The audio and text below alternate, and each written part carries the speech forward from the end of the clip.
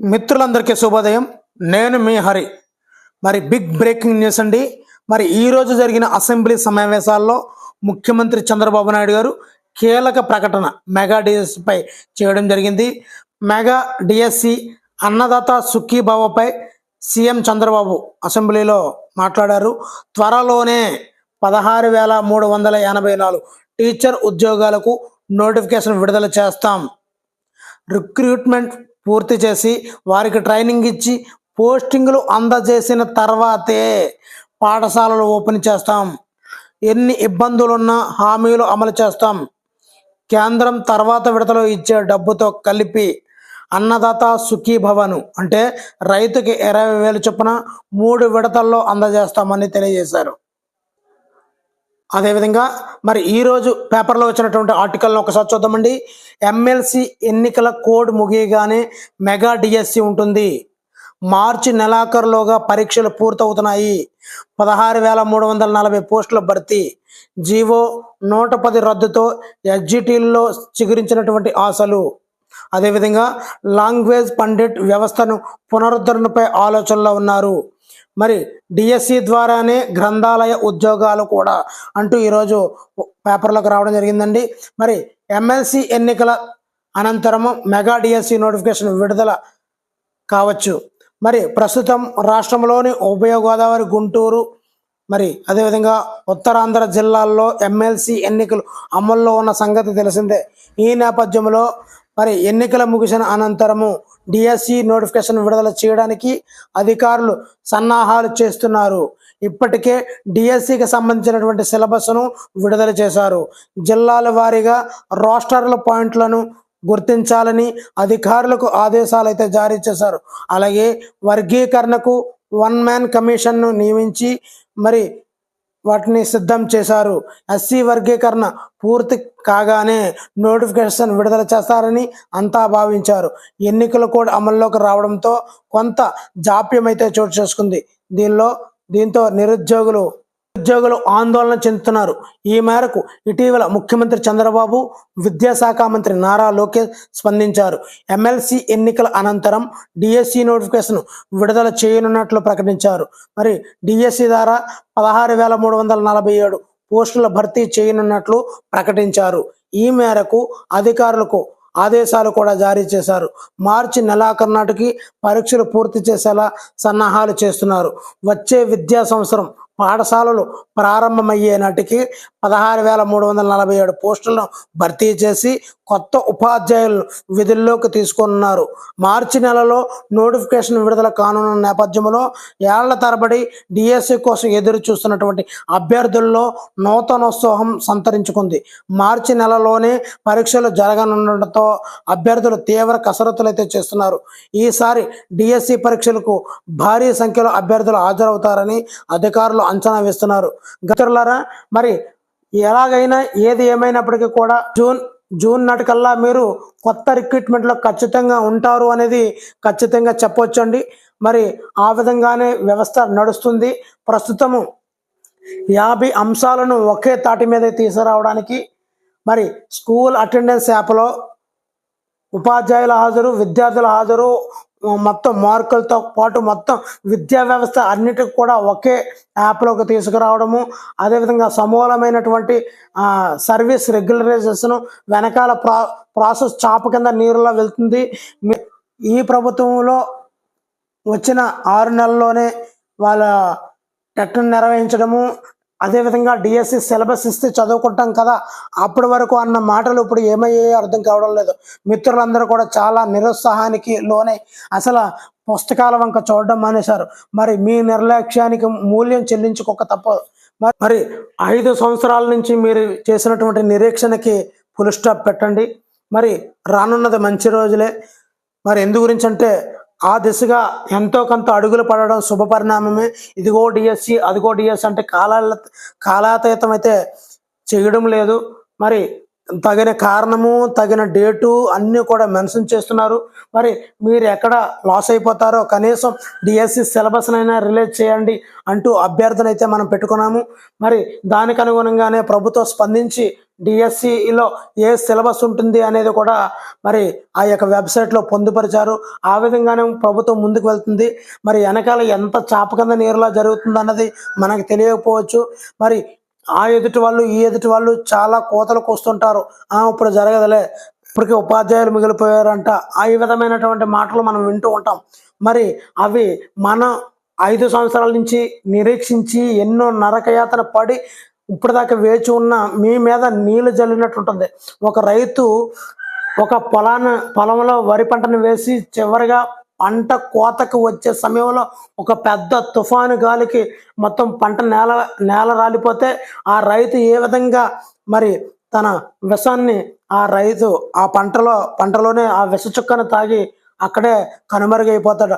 ఆ విధంగా ఉంది మీ యొక్క ప్రవర్తన చూస్తుంటే. ఇన్ని సంవత్సరాలు ఈ యొక్క డిఎస్సి అనే పట్టుకొమ్మ మీద ఎంతో ఎదురు చూశారు. ఆ సమయం వస్తుందనిగా మీలో నిర్లిప్తత ఆవరించింది. మరి ఎందు గురించి ఎంత నిర్లిప్తతతో ఉన్నారో అర్థం కావడం లేదు.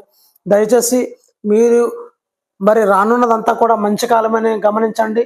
మరి ఇప్పటి వరకు ఇలాంటి మాటలు 5 సంవత్సరాలు మనం ఎక్కడ విన్న దాఖలాలు లేవు. మరి వచ్చే అరకొరక పోస్టులతో నిర్వహిస్తానన్నారు, అది కూడా జరగలేదు. మరి ఇప్పుడు ఖచ్చితంగా చేస్తాము అని పదే వాగ్దానాలు చేసిన మరి మనం నమ్మక నీరెత్తినట్లు ఉండడం ఎంతవరకు సమంజసమో మీకే వదిలేస్తున్నాను. మరి ఇలా చేసుకుంటే మన యొక్క డిఎస్సి గమ్యానికి మనమే పురుష పెట్టుకున్నట్లు అవుతుంది. ఎందు గురించి అంటే మరి మరలా ఇంకొక డిఎస్సి ఉంటుంది అని ఊహించుకోవడం కూడా అత్యాశ అవుతుంది. ఎందు గురించి అంటే రాను ప్రభుత్వ పాఠశాలల్లో విద్యార్థుల సంఖ్య గణనీయంగా తగ్గిపోవడము, అది ప్రభుత్వ వివిధ రకాలైనటువంటి కారణాలు అవ్వచ్చు, ఉపాధ్యాయుల పనితీరులో లోపం అవ్వచ్చు. దాని గురించి నేను చర్చించదలుచుకోలేదు. మరి మిగతా ఇంకొక డిఎస్సి ఉంటుందా అన్నది కూడా ఖచ్చితంగా సస్యమేర ఉండదు. మరి ఇదే చివరి అవకాశము. మరి చివరి అవకాశంలో భాగంగా జూన్ వరకు మీరు ఓపిక పట్టి మీది ఈ కాలము అని ఎవరైతే ఉంటారో వాళ్ళకి, ఎవరైతే ఓపికతో ఎవరైతే నిలకడగా ఉంటారో, ఇదే డిఎస్సి పట్టుకొమ్మ మీద ఎవరైతే నిలబడి అహర్నిశలు కృషి చేస్తారో వాళ్ళు మాత్రం తప్పనిసరిగా విజయ తీరాలకు చేరుతారండి. మరి ఇది గమనించండి. మరి డిఎస్సి నోటిఫికేషన్ ఎత్తే చాలు, ఇచ్చినప్పుడు చూద్దాంలే అని అనుకొని భావించావా, అప్పుడు నువ్వు మోయలేనంత భారం నీ నెత్తి మీద ఉంటుంది. కరెంట్ అఫైర్స్ చదవలేం, అదేవిధంగా పెర్స్పెక్టివ్, సైకాలజీ, ఏది చూసినా అగాధమైనటువంటి సముద్రం లోతులో ఉంటుంది. పోనీ ఒకసారి చదివితే గుర్తుపెట్టుకునే టైప్లో ఉన్నటువంటి కంటెంట్ కాదండి సైకాలజీ కానీ, పెర్స్పెక్టివ్స్ కానీ, అదేవిధంగా కరెంట్ అఫైర్స్ కానీ, జీకే కానీ. అవన్నీ కూడా ఎంతైనా వస్తూ ఉంటాయి, ఎలాగైనా వస్తాయి. అప్పుడు మన యొక్క ఎగ్జామ్ టైంలో మీ యొక్క ప్రిపరేషన్ వాల్యూడ్, ఈ రెండింటిని బేస్ చేసుకొని మీ యొక్క మార్కుల తీరైతే ఉంటుందండి. మరి మీరు చేసే నిర్లక్ష్యము ఎంతవరకు ఉంటుందంటే, ఒక హాఫ్ మార్కులో ఉద్యోగం పోయినప్పుడు అరే నేను కొద్ది ముందే త్వరపడి చదవాల్సింది అని మీరు బాధపడతారు చూసారా. ఆ బాధను గుర్తు చేస్తూ, ఫర్ ఎగ్జాంపుల్గా నేను మొన్న ఎన్ఎంఎంఎస్ 2024-25లో మరి 4 పిల్లలకి ఎన్ఎంఎంఎస్ ఎగ్జామ్ పెట్టడం జరిగింది. ప్రతిరోజు లెక్కలు, సైన్స్, సోషల్, 7వ తరగతి 8వ తరగతి సైన్స్, సోషల్ మొత్తం చదవాలండి. అయితే 4 పిల్లలకి మరి సంవత్సరం 6 నెలల ముందు నుంచే వాళ్ళని ప్రిపేర్ చేస్తూ ఉన్నాను, సంక్రాంతి హాలిడేస్లో సైతం. అయితే ఒక 2 పిల్లలు దాన్ని నెగ్లెక్ట్గా తీసుకున్నారు. మిగతా 2 పిల్లలు టైం టేబుల్ ప్రకారం రాసి సెలవులతో సైతం ఇస్తే, ఆ 2 పిల్లలకి ఎవరైతే ఖచ్చితంగా చదువుతూ వచ్చారో ఆ ఎన్ఎంఎంఎస్లో ఆ 2 పిల్లలకి ఖచ్చితంగా వాళ్ళకి ఇప్పుడు 2కి కూడా స్కాలర్షిప్ వస్తుందండి. మరి మిగతా 2 పిల్లలు ఎంత ఏడ్చారో పాపం, కానీ ఓదార్చలేము. వాళ్ళ యొక్క చేసిన నిర్లక్ష్యానికి మూల్యం చెల్లిస్తున్నారు. అదే చెప్పాను, అమ్మ మీరు చేసిన నిర్లక్ష్యమేనమ్మా మిమ్మల్ని కాటేస్తుంది, మీ ఊరిలో మిమ్మల్ని తలెత్తుకోకుండా చేసింది. పోనీ నలుగురు అప్లై చేసినప్పుడు 4కి రాకపోతే ప్రాబ్లం లేదు, కానీ ఒక 2కి వచ్చి అదే ఊర్లో ఇంకో 2 రాకపోతే ఆ తల్లిదండ్రుల యొక్క పరిస్థితి ఏమిటి, వాళ్ళ ఏ విధంగా అనుకుంటారు, ఊర్లో ఏ విధంగా అనుకుంటారు, ఏ విధమైన మాటలు అంటారు, ఒక్కసారి ఆలోచించుకుంటేనే చాలా గుండె తరుక్కుమంటుందండి. ఒక చిన్న స్కాలర్షిప్లోనే ఆ పిల్లలు ఎంత బాధపడ్డారో తెలుస్తుంది. మరి అలాంటిది జాబ్ విషయంలో మనం ఎంత వేగంగా, ఎంత స్పృహతో ఉండాలి, ఎంత అలర్ట్గా ఉండాలి. ఇలాంటి నోటిఫికేషన్ ఒక ఆర్టికల్ ఒక పేపర్లో న్యూస్ రాబడికి ఎంత అలర్ట్ అయిపోతాం. మా కాలంలో 2008 డిఎస్సిలో మరి డిఎస్పి గారు అని రాస్తేనే డిఎస్సి అని చదివే అలర్ట్గా ఉండి ఎంత అలర్ట్ అయిపోయేవాళ్ళు. అలాంటిది మీరు ఎంత నిర్లిప్తత పనిచేయదు, దయచేసి చదవండి. మరి ఆ తర్వాత నోటిఫికేషన్ వచ్చిన తర్వాత మీరు చదువుదాము అనుకుంటే అది కల్లా. ఇప్పటి వరకు ఎవరైతే చదువుతో కంటిన్యూటీగా ఉన్నారో వాళ్ళు మాత్రం విజయ తీరాలకు చేరుతారు. కనీసం అర మార్కు 1 మార్కుల్లో వాళ్ళైతే జాబ్ అయితే కొట్టగలరండి. నిజంగా ఎవరైనా కష్టే ఫలి అంటారు, కష్టపడితేనే ఫలితం వస్తుంది. ఎవరైతే ఓర్పుతో కష్టంతో ఉంటారో వాళ్ళు ఖచ్చితంగా విజయ తీరాలకు చేరాలండి. ఎవరైతే నిర్లిప్తత, ఎవరైతే చూద్దాం చేద్దాం అన్న వాళ్ళకి కూడా జాబు కూడా వీడికి చూద్దాం తర్వాత పెడదాం అనే వాడిని అల్లంత దూరంలో ఉంచుతుంది తప్ప వాళ్ళని హక్కులను చేర్చుకోదు. కాబట్టి దయచేసి మిత్రులారా, డిఎస్సి ఆస్పిరెంట్స్ అలర్ట్గా ఉండండి.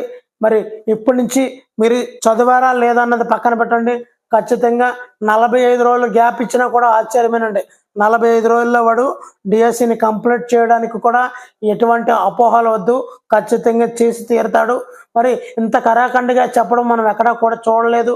జూన్లో నిర్వహిస్తాము అని ఇంత కరాఖండిగా మాట్లాడుతున్నారు. ఈరోజు అసెంబ్లీలో కూడా అదే మాట్లాడారు. మరి ఇప్పటి వరకు కూడా ఇంకా మోటివేషన్ క్లాస్ కావాలి అంటున్నారు. దయచేసి అసలు మీరు మోటోగా ఉండాలండి. జనాలందరికీ కూడా మీకు మోటివేషన్ క్లాస్ ఏంటండి? మీరు రాబోయే ఛాత్రోపాధ్యాయులు. మీరు అంటే already of of the part ఉపాధ్యాయులు అయిపోయారు. మీరు సమాజానికి భావితరంగా ఉంటూ మార్గనిర్దేశం మీరు చేయాలి. అలాంటిది మీకు ఇంకా నిర్లిప్తత ఆవహించడం ఏంటో అర్థం కాలేదు. ఎంత సిలబస్ ఏంటి అన్ని పక్కన పెట్టుకోండి, స్టార్ట్ చేయండి మీ ప్రిపరేషన్ని. మీకు తోడుగా మేము ఉన్నాం, పలానా చాప్టర్ చేయండి అంటే మేము చేయడానికి రెడీగా ఉన్నాం. మరి ఆ సైకాలజీ ఎంత చదివినా సరే మైదారి ఆ దశలేంటో అవేంటో అలా మర్చిపోతూనే ఉంటాం. కాబట్టి దయచేసి ఒక షార్ట్ కట్ నోట్స్తో ఒక అద్భుతమైన చదువుతూ షార్ట్ కట్ నోట్స్ తయారు చేసుకుంటూ, రన్నింగ్ నోట్స్ తయారు చేసుకుంటూ, ఏ చాప్టర్ డిఫికల్టీస్ ఒక 2 పేజీలు బ్యాక్ సైడ్ అంటించుకుంటూ చక్కగా మంచి ప్రిపరేషన్ ప్లాన్తో తయారు చేయండి. మరి మీకు తోడుగా అయితే మేము ఉంటాము. మరి వీడియో నచ్చితే తప్పనిసరిగా లైక్ చేయండి. మరిన్ని డిఎస్సి పోస్టుల గురించి అదేవిధంగా మంచి మెటీరియల్ కావాలనుకుంటే ఛానల్ అయితే సబ్స్క్రైబ్ చేసుకోండి. Thank you for watching. Me Harish signing out.